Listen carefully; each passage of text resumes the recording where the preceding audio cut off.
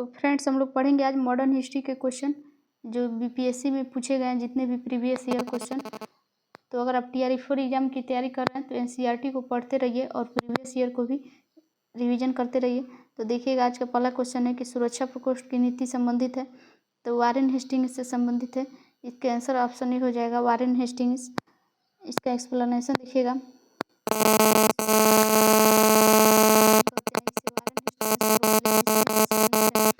Hastings जो था वो मैसूर और अन्य रियासतों के साथ प्राप्त करने की भावना से किया था। इस समय कंपनी ने अपने चारों ओर बनाने का प्रयत्न किया। इसका उद्देश्य केवल अपने राज्य की रक्षा करना था अथवा ताकि अपनी सीमाएं सुरक्षित रहें।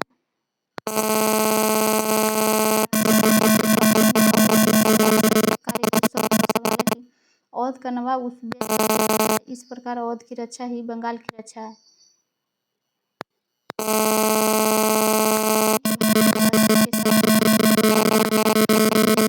से था तो उसने भारतीय रियासतों को अपनी रक्षा पर कंपनी निर्भर करना था। उसने भारतीय रियासतों को अंग्रेजी राजनीतिक शक्ति और सैनिक रक्षा के घेरे में किया और रियासतों के प्रति प्रमुख ब्रिटिश नीतियां निम्नलिखित हैं। देखिएगा, कंपनी का भारतीय रियासतों से समानता के लिए संघर्ष कब से लेकर कब तक था, तो 1740 से 1765 ईस्वी तक। सुरक्षा प्रकोष्ठ या घेरे की नीति 1765 से 1813 ईस्वी तक। अधीनस्थ पार्कर नीति 1813 से 1857 ईस्वी तक।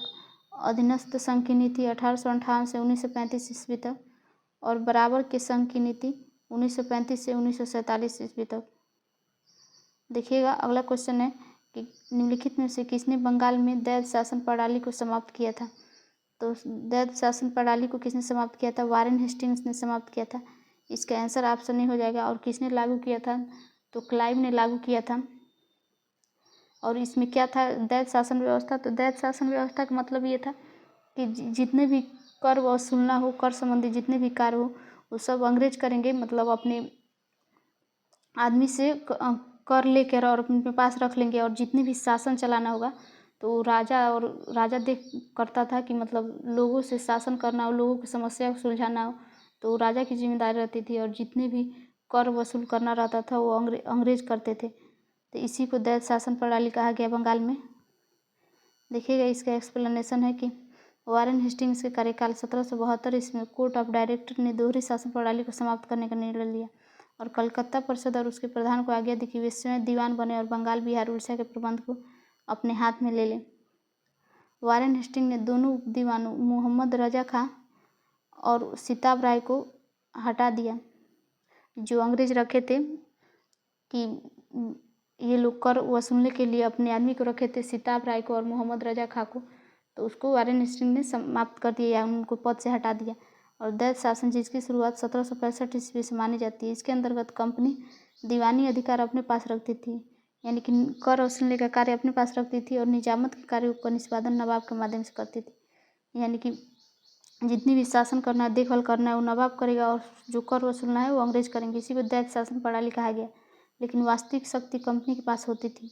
क्लाइव समझता था कि समस्त शक्ति कंपनी के पास है, नवाब के पास केवल सत्ता का छाया है। इस प्रकार उसने प्रवर समिति में लिखा था कि यह नाम छाया आवश्यक है और हमें इसे स्वीकार करना चाहिए।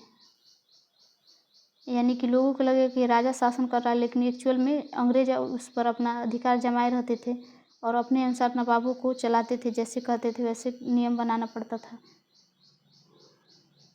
वेलेस्ली की सहायक संधि को स्वीकार करने वाला पहला मराठा सरदार कौन था? तो पेशवा बाजीराव द्वितीय थे। इसका आंसर ऑप्शन ए हो जाएगा। इसका एक्सप्लेनेशन है कि वेलेस्ली ने भारतीय राज्यों को अंग्रेजी राजनीतिक परिधि में लाने के लिए सहायक संधि प्रणाली का प्रयोग किया और उसने सहायक संधि स्वीकार नहीं किया। इस प्रणाली का अस्तित्व तो पहले ही था, धीरे धीरे विकसित हुआ। संभवतः डुप्ले प्रथम यूरोपीय था जिसने अपनी सेना किराए पर भारतीय राजाओं को दी थी और अंग्रेजों ने भी यह प्रणाली अपनाई थी। और प्रथम सहायक संधि कहाँ से शुरू की गई? तो 1765 ईस्वी अवध से की गई थी, जब कंपनी ने निश्चित धन के बदले उसकी सीमाओं की रक्षा करने का वचन दिया। और सहायक संधि स्वीकार करने वाले कौन से राज्य थे? पहला कौन था? तो हैदराबाद था, जो 1798 ईस्वी में सहायक संधि स्वीकार किया था, 98 से लेकर 18 से बीच के। और मैसूर 1799 ईस्वी में, तंजौर अक्टूबर 1799 ईस्वी में अवध 1801 ईस्वी में, और पेशवा 1802 ईस्वी में, और बड़ार के भोसले जो दिसंबर 1803 ईस्वी में किए थे, सिंधिया फरवरी 1804 ईस्वी में, जोधपुर, जयपुर और मच्छेड़ बूंदी आदि भी स्वीकार किए थे। आगे देखिएगा कि दौलत राव सिंधिया और जसवंत राव होलकर दोनों पूना में अपने को सर्वश्रेष्ठ प्रदर्शित करना चाहते थे और बाजीराव द्वितीय सिंधिया का साथ दे रहा था, तो उसने 1801 ईस्वी में जसवंत भाई की हत्या कर दी। परिणामस्वरूप जसवंत होलकर के सेना ने पूना पर आक्रमण कर पेशवा और सिंधिया की संयुक्त सेना को परास्त कर दिया। बाजीराव द्वितीय ने भागकर बसिन में संधि कर ली अंग्रेजों से। उस संधि का कब हुआ था? तो 31 दिसंबर 1802 ईस्वी में अंग्रेजों से बसिन की संधि की, और इसके अनुसार पेशवा बाजीराव द्वितीय ने अंग्रेजों की संरक्षकता स्वीकार कर लिया, यानी कि अंग्रेजों के संरक्षण में चले गए, जैसे अंग्रेज कहेंगे वैसे करना पड़ेगा उनको। और इस संधि को मराठे द्वारा अंग्रेजों के साथ की गई प्रथम सहायक संधि थी। अगला क्वेश्चन है कि भारत में प्रथम जनगणना किस वर्ष प्रारंभ की गई थी? तो 1872 ईस्वी में प्रारंभ की गई थी मेयो के द्वारा। और निश्चित जनगणना कब हुई थी? तो 1881 ईस्वी में हुई थी। देखिएगा इसका एक्सप्लेनेशन कि अंग्रेजों के शासनकाल में आधुनिक शासन प्रणाली सर्वप्रथम जनगणना लॉर्ड मेयो के शासनकाल में 1872 ईस्वी में गई थी, और क्रमवार आकलन या नियमित गणना 1881 ईस्वी रिपन के शासनकाल में मानी जाती है। तो आप लोग हिस्ट्री में जब पढ़ते हैं तो लॉर्ड ये मत लगाया कीजिए, क्योंकि हम लोग लॉर्ड भगवान के लिए यूज करते हैं, और ये जो पहले के अंग्रेज थे वो अपने आप को सर्वश्रेष्ठ सिद्ध करने के लिए अपने नाम के आगे लॉर्ड लगा देते थे। तो सिर्फ रिपन ही पढ़ सकते हैं। जितने भी वायसराय थे अपने आप को भगवान के लिए या कहलाने के लिए लॉर्ड लगाते थे। महारानी विक्टोरिया को भारत की सामग्री नियुक्त किया गया, तो 1877 ईस्वी में किया गया था। इसका आंसर ऑप्शन सी हो जाएगा। इसका एक्सप्लेनेशन देखिएगा कि ब्रिटिश संसद ने एक राज उपाधि अधिनियम पारित किया था, जिससे विक्टोरिया को कैसरे हिंद की उपाधि से सम्मानित किया गया। और लिटन ने 1 जनवरी 1877 ईस्वी को दिल्ली में एक वैभवशाली दरबार का आयोजन करके घोषणा की। उस समय भीषण अकाल पड़ा था दक्कन में, इसलिए लोगों का गुस्सा बढ़ता गया कि ये सब एक तरह का उत्साही उत्सव कर रहे हैं और लोगों को खाने के लाले पड़े।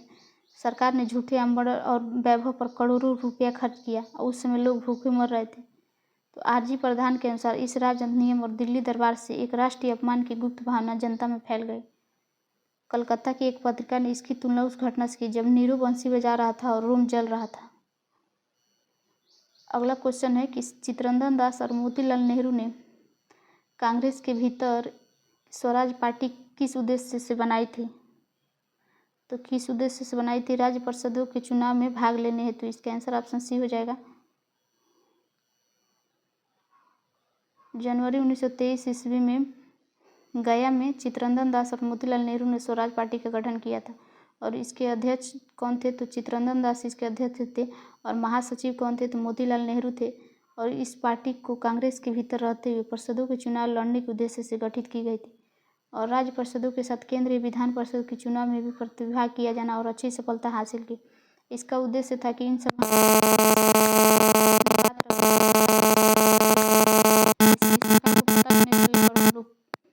कानून के साथ रहो को आगे अम्बेडकर साहब और गांधी जी के बीच दूसरे गोलमेज संघ मंथन हो गया। तो देखिएगा किस पर हो गया। दलितों के लिए जो पृथक निर्वाचन की मांग थी उस पर गांधी जी मानने को तैयार नहीं थे, इसलिए उन लोगों दोनों के बीच में 1932-31 के जो सम्मेलन हुआ था, इसका आंसर ऑप्शन डी हो जाएगा। वर्ष 1931 ईस्वी में लंदन के सेंट पैलेस में हुए द्वितीय गोलमेज सम्मेलन में डॉक्टर भीमराव ने दलितों के लिए पृथक निर्वाचन की मांग की थी, जबकि गांधी जी ने दलितों को हिंदू समाज का अभिन्न अंग बताकर इसका विरोध किया था। वो कहे थे कि दलितों के लिए पृथक निर्वाचन की मांग नहीं होगी। उसके बाद से 1932 ईस्वी में गांधी जी और अम्बेडकर साहब के बीच में एक समझौता हुआ, जिसे पूना पैक्ट कहा गया। अगला क्वेश्चन देखिएगा कि मुद्रण के लिए 16वीं शताब्दी में पहली बार सबसे पहले मुद्रण को कौन लाया था? तो कौन लाया था? पुर्तगाली मिशनरी लाए थे। इसका आंसर ऑप्शन सी हो जाएगा। इसका एक्सप्लेनेशन है कि भारत में 16वीं सदी के मध्य में मुद्रण यंत्र को पहली बार पुर्तगाली जेsuit मिशनरी गोवा में लेकर आए थे। अगला क्वेश्चन है कि बम्बई प्रेसिडेंसी की स्थापना किसने की थी? तो किसने किया था? केटी तेलंग ने किया था। फिरोज शाह मेहता ने किया था। तैयबी ने किया था। इसलिए इसका आंसर उपयुक्त में एक से अधिक हो जाएगा। ऑप्शन ई हो जाएगा। 1885 में बम्बई प्रेसिडेंसी एसोसिएशन की स्थापना किसने किया था? तो फिरोज शाह मेहता, केटी तेलंग और बद्रू तय्यब ने किया था। इसका उद्देश्य था लोगों में राजनीतिक विचारों का प्रचार करना था। अगला क्वेश्चन है कि भारतीय संघ के संस्थापक कौन थे? भारतीय संघ के संस्थापक सुरेंद्र नाथ बनर्जी थे। इसका एक्सप्लेनेशन देखिएगा कि जुलाई 1876 को सुरेंद्र नाथ बनर्जी ने आनंद मोहन बोस के सहयोग से इंडियन एसोसिएशन की स्थापना कलकत्ता में की थी। यह तत्कालीन संस्थाओं में सबसे महत्वपूर्ण था, जिसे कांग्रेस से पूर्व अखिल भारतीय स्तर की संस्था का सम्मान प्राप्त था। इस संस्था ने सिविल सेवा परीक्षा प्रणाली में सुधार की मांग और इल्बर्ट बिल जैसे विवादों को लेकर आंदोलन चलाया था। तो इल्बर्ट बिल क्या था? तो इल्बर्ट बिल ये था कि जो भारतीय थे वो अपने पास कोई भी हथियार नहीं रख सकते थे। इंडियन एसोसिएशन में जमींदारों के स्थान पर मध्यम वर्ग को प्राथमिकता दी गई थी। तो सॉरी फ्रेंड्स, इल्बर्ट बिल का मतलब ये था कि इल्बर्ट बिल इसलिए लाया गया था, जो भारतीय न्यायाधीश थे वो अंग्रेजों के न्यायाधीश के मुकदमों को सुन सकते हैं या सुनवाई कर सकते हैं, लेकिन ये लागू नहीं हो पाया था। अंग्रेजों ने इसका विरोध कर दिया था। और जो हथियार नहीं रख सकते थे उस बिल का नाम था आर्म्स एक्ट था। देखिएगा उस एक्ट का क्या नाम था? तो उस एक्ट का नाम था आर्म्स एक्ट था। इस एक्ट के तहत भारतीय अपने पास बिना लाइसेंस के या बिना अंग्रेजों से इजाज़त के अपने पास हथियार नहीं रख सकते थे। और इल्बर्ट बिल का मतलब था कि भारतीय न्यायाधीश भी अंग्रेजों के न्यायाधीश के मुकदमे सुन सकते हैं या अंग्रेजों के लिए जो मुकदमे होते हैं उसको सुन सकते हैं, लेकिन अंग्रेजों ने इसका विरोध कर दिया था, इसलिए यह लागू नहीं हो पाया था। और वर्नाकुलर प्रेस एक्ट 1878 ईस्वी में आया था। वो क्या था वर्नाकुलर प्रेस एक्ट? तो वो ये था कि इसके तहत जो प्रेस पर और अखबार जो छापते थे भारतीय नेता या जो पत्रकार थे, तो उन पर प्रतिबंध लगा दिया गया कि सिर्फ अंग्रेजी भाषा में ही आप पत्र छाप सकते हैं या अखबार छाप सकते हैं। आप भारतीय भाषाओं में कोई भी पत्र या अखबार नहीं छपेगा। ऐसे जब अंग्रेजी भाषा में छपेगा तो कोई भी भारतीय उसको पढ़ नहीं पाएंगे। जो ज़्यादातर पढ़े लिखे लोग भारतीय थे नहीं उस टाइम, तो इसलिए अंग्रेज़ों ने ये कहा था कि सिर्फ अंग्रेजी भाषा में ही पत्र या जो अखबार है वो छप सकता है। तो देखिएगा कि इंडियन एसोसिएशन की स्थापना कहाँ हुई थी? तो कलकत्ता में हुई थी 26 जुलाई 1876 ईस्वी को। सुरेंद्र नाथ बनर्जी और आनंद मोहन ने दोनों ने मिलकर की थी और कांग्रेस से पूर्व अखिल भारतीय स्तर तक संस्था का सम्मान प्राप्त था। इस संस्था ने सिविल सेवा परीक्षा में सुधार की मांग और विल्बर बिल जैसे विवादों को लेकर आंदोलन चलाया था। इंडियन एसोसिएशन और जमींदारों के स्थान पर मध्यम वर्ग को प्रधानता दी गई थी। अगला क्वेश्चन है कि 1876 ईस्वी में इंडियन एसोसिएशन की स्थापना किसने किया था? तो इंडियन एसोसिएशन की स्थापना किसने किया था? सुरेंद्र नाथ बनर्जी ने किया था। इसका आंसर ऑप्शन ए हो जाएगा, सुरेंद्र नाथ बनर्जी। अगला क्वेश्चन है कि राष्ट्रीय कांग्रेस से पूर्व एक प्रमुख संस्था क्या थी? तो इंडियन एसोसिएशन ऑफ कलकत्ता थे। इसका आंसर ऑप्शन डी हो जाएगा। इसका एक्सप्लेनेशन देखिएगा कि 26 जुलाई 1876 को सुरेंद्र नाथ बनर्जी और आनंद मोहन के सहयोग से इंडियन एसोसिएशन की स्थापना की गई थी और एक सबसे महत्वपूर्ण थी। कांग्रेस से पूर्व अगली संस्थाओं को सम्मान प्राप्त था और इन्होंने सिविल सेवा के लिए और इल्बर्ट बिल के लिए आंदोलन चलाया था। और इंडियन एसोसिएशन में जमींदारों को स्थान पर मध्यम वर्ग को प्रधानता दी गई थी इसमें। अगला क्वेश्चन है कि सुरेंद्र नाथ बनर्जी को किस वर्ष सिविल सेवा सर्विस से हटाया गया था? तो 1874 ईस्वी में हटाया गया था। ये आप क्वेश्चन बहुत बार रिपीटेड है, तो इसको आप ध्यान से पढ़ लीजिएगा। 1874 ईस्वी में सुरेंद्र नाथ बनर्जी को सिविल सेवा परीक्षा से हटाया गया था। सुरेंद्र नाथ बनर्जी द्वितीय भारतीय थे जिन्होंने आईएएस की परीक्षा उत्तीर्ण की थी। इसकी प्रथम नियुक्ति सिलहट बांग्लादेश में असिस्टेंट मजिस्ट्रेट के पद पर हुई थी। यहीं पर मामूली भूल की वजह से 1876 ईस्वी में इन्हें हटाया गया था पद से। अगला क्वेश्चन है कि राजनीतिक सुधारों को लेकर विरोध करने वाले पहले भारतीय कौन थे? तो राजा राम मोहन राय थे। इसका आंसर ऑप्शन ए हो जाएगा। राजा राम मोहन राय ने सती प्रथा का अंत करवाया विलियम बेंटिंक की मदद से। बाल विवाह ये सब सती प्रथा विधवा विवाह को विरोध किए थे। विरोध नहीं किए थे, मतलब इसको सुधार करने के लिए कि विधवा विवाह कर सकते हैं, बाल विवाह को ख़त्म करवाया, सती प्रथा को ख़त्म करवाया। उस टाइम कौन था गवर्नर? तो विलियम बेंटिक थे। आगे देखिएगा कि राजनीतिक सुधार को लेकर विरोध करने वाले पहले भारतीय कौन थे? तो राजा राम मोहन राय थे। इन्होंने मानव अधिकारों, लोकतांत्रिक मूल्यों के कई लेख लिखे। और बिपिन चंद्र पाल ने लिखा कि भारत में राजनीतिक स्वतंत्रता का संदेश सबसे पहले राजा राम मोहन राय ने दिया था। कुछ इतिहासकार सुरेंद्र नाथ बनर्जी के राजनीतिक सुधारों के लिए आंदोलन करने वाले पहले भारतीय थे। अगला क्वेश्चन है कि मद्रास महाजन सभा की स्थापना की गई थी, तो कब की गई थी? 1884 ईस्वी में की गई थी। मई 1884 ईस्वी में बी राघवाचार्य ने किया था। इनके साथ जी सुब्रमण्यम और आनंद चार्लू और रामास्वामी मुदलिगर थे। तो इसमें ऑप्शन में कोई नहीं दिया, इसलिए इस क्वेश्चन को विकल्प में से कोई नहीं कर देंगे या स्टार लगाएं। तो किसने किसने मिलकर किया था? तो 1884 में राघवाचार्य, सुब्रमण्यम और आनंद चार्लू, रामास्वामी मुदलियर के द्वारा की गई थी। अगला क्वेश्चन है कि भारतीय राष्ट्रीय कांग्रेस के प्रथम अधिवेशन में कितने प्रतिनिधियों ने भाग लिया था? तो 72 प्रतिनिधियों ने भाग लिया था। एक्सप्लेनेशन है कि राष्ट्रीय कांग्रेस की स्थापना 1885 ईस्वी में हुई। किसने किया था? तो एम ही ने किया था। और 28 से 30 दिसंबर के बीच 1885 को बम्बई में गोकुलदास तेजपाल संस्कृत महाविद्यालय में आयोजित किया जाता। और इसमें 72 प्रतिनिधि थे। और पहले अध्यक्षता व्योमचंद्र बनर्जी या WC बनर्जी ने किया था। और इसके जो महासचिव थे वो एम हो ह्यूम थे। अगला क्वेश्चन है कि भारतीय राष्ट्र की स्थापना कब हुई थी? तो 1850 ईस्वी में हुई थी। इसका आंसर ऑप्शन सी हो जाएगा। भारतीय राष्ट्रीय कांग्रेस की स्थापना किसने किया था? तो एम ह्यूम ने किया था। अगला क्वेश्चन है कि भारतीय राष्ट्रीय कांग्रेस के संस्थापक MO ह्यूम ने किया था। इसका आंसर ऑप्शन बी हो जाएगा। अगला क्वेश्चन है कि भारतीय राष्ट्रीय कांग्रेस के संस्थापक, देखिएगा कितना बार रिपीटेड क्वेश्चन है ये, तो जो थे वो क्या थे? तो असैनिक सेवक थे, यानी कि पहले सैनिक थे तो अपने रिटायरमेंट के बाद ये राष्ट्रीय कांग्रेस की स्थापना की थी। और प्रथम अधिवेशन कहाँ पे हुआ था? तो मुंबई, या जिसे पहले बम्बई कहा जाता था। इसका आंसर ऑप्शन सी हो जाएगा। राष्ट्रीय कांग्रेस का प्रथम अधिवेशन 28 से 30 दिसंबर 1885 को तेजपाल में बम्बई में हुआ था। 72 प्रतिनिधि ने भाग लिया था, जिसमें से 38 बम्बई के थे और 21 मद्रास से, 3 बंगाल से और 7 उत्तर प्रदेश और अवध से। 3 कहाँ से थे? तो पंजाब से थे।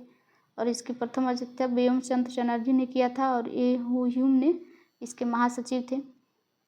और दूसरे अधिवेशन की अध्यक्षता किसने की थी? तो दादा भाई नौरोजी ने की थी। और कहाँ हुआ था ये अधिवेशन? तो कलकत्ता में हुआ था।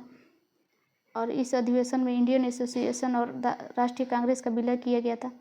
और 1893 ईस्वी लाहौर अधिवेशन और 1906 ईस्वी कलकत्ता अधिवेशन में अध्यक्षता किए थे। अगला क्वेश्चन है कि गांधी जी ने राष्ट्रीय कांग्रेस के किस अधिवेशन में अध्यक्षता किए थे? तो 1924 ईस्वी जो बेलगांव का अधिवेशन हुआ था उसमें गांधी जी ने भाग लिया था। इसका आंसर ऑप्शन बी हो जाएगा। 1924 बेलगाम में 1939वीं कांग्रेस अधिवेशन में गांधी जी ने अध्यक्षता किया था। और एक निश्चित किया गया था, कौन सा प्रस्ताव?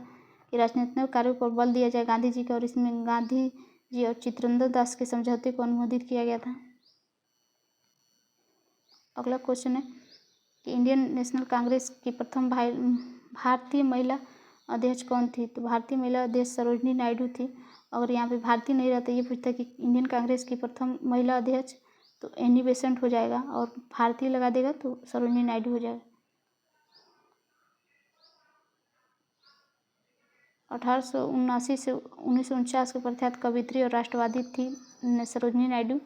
और 1925 के कानपुर में भी राष्ट्रीय कांग्रेस के 40वें अधिवेशन में ये प्रथम महिला अध्यक्ष बनी। गांधी जी की विश्वासपात्र और निष्ठावान सहयोगी थी। और ये कई बार जेल भी जा चुकी थी स्वतंत्रता आंदोलन में भाग लेने के कारण। और 1947-49 के बीच ये उत्तर प्रदेश की राज्यपाल भी रही थी। अगला क्वेश्चन है कि राष्ट्रीय कांग्रेस के 27वां अधिवेशन किस स्थान पर हुआ था? तो बांकीपुर में हुआ था। इसका आंसर ऑप्शन डी हो जाएगा। 27वां अधिवेशन 1912 ईस्वी बांकीपुर बिहार में हुआ था। और इसकी अध्यक्षता किसने किया था? तो RN मुधोलकर ने किया था। और इसमें इस अधिवेशन में MO ह्यूम को कांग्रेस का पिता कहा गया था। तो फ्रेंड्स, हम लोग आगे के क्वेश्चन अब कल के लेक्चर में डिस्कस करेंगे। तो राष्ट्रीय कांग्रेस तक हम लोग ने क्वेश्चन को डिस्कस कर लिया मॉडर्न हिस्ट्री के। तो आप TRE 4 एग्ज़ाम की तैयारी कर रहे हैं तो आपके लिए PYQ क्वेश्चन बहुत ही इंपॉर्टेंट होने वाला है रिवीजन के लिए।